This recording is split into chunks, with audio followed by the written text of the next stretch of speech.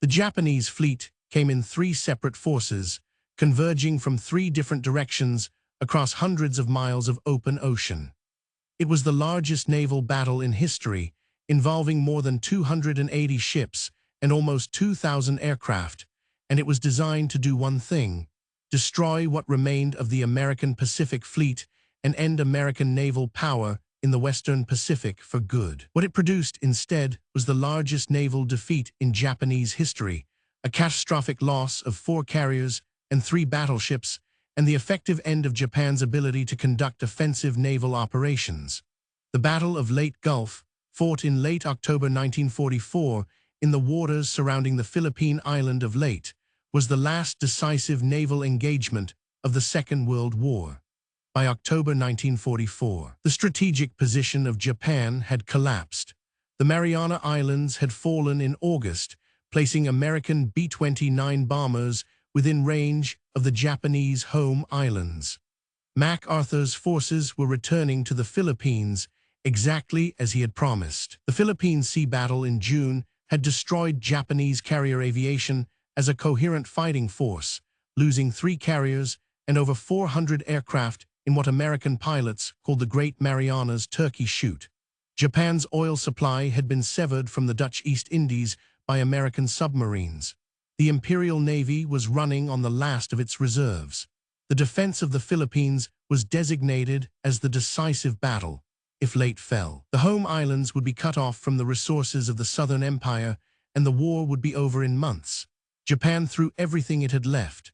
The Japanese plan, Operation Showan, was audacious in its complexity.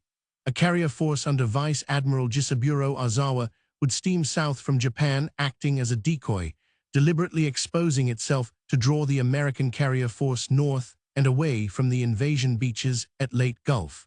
Simultaneously, 2 powerful surface forces would converge on Leyte Gulf from the west. The powerful center force under Vice Admiral Takeo Kurita, with 5 battleships including the world's largest, the Yamato, would pass through the Sibuyan Sea and San Bernardino Strait.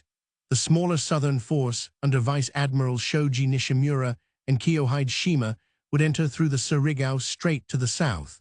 Both forces would arrive at Leyte Gulf simultaneously, destroying the invasion transports and annihilating the American beachhead. The plan worked in one respect. Admiral William Halsey, commanding the American Third Fleet and its fast carrier groups, took the bait completely. Ozawa's decoy force was spotted north of Luzon, and Halsey raced north with his entire force, leaving the San Bernardino Strait unguarded. He had not informed the commander of the slower 7th Fleet, Admiral Thomas Kinkaid, that he was leaving. Kinkaid assumed Halsey had left forces to guard the strait. He had not. The southern force was destroyed in the Surigao Strait on the night of October 24th in history's last battleship engagement, a classic crossing of the T by American battleships and destroyers that annihilated Nishimura's column. Nishimura was killed.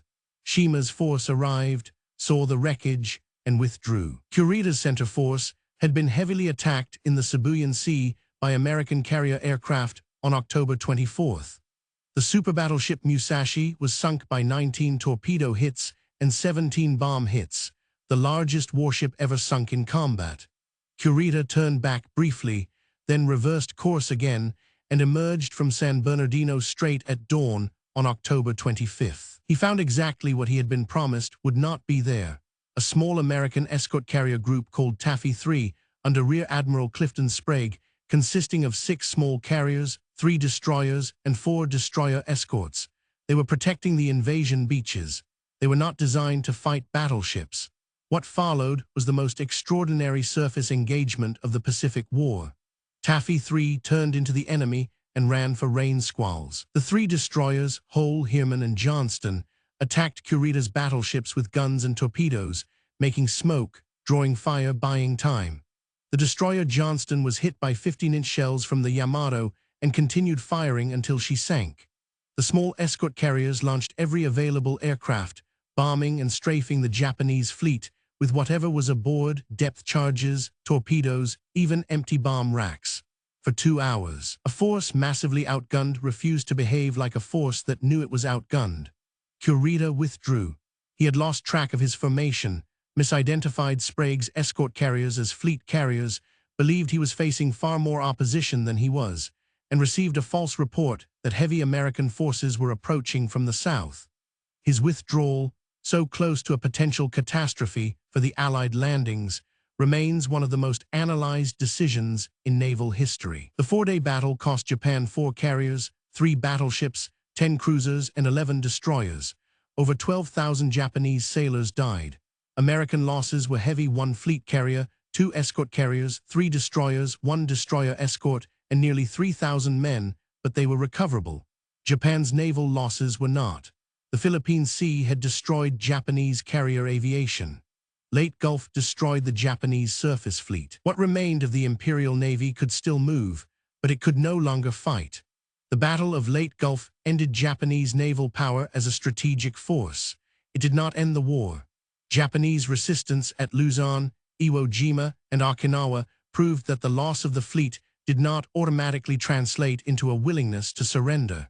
But the men who fought in those subsequent battles did so without the threat of Japanese naval intervention. American supply lines and logistics could operate without the fear of a Japanese surface engagement that Leyte Gulf had finally removed.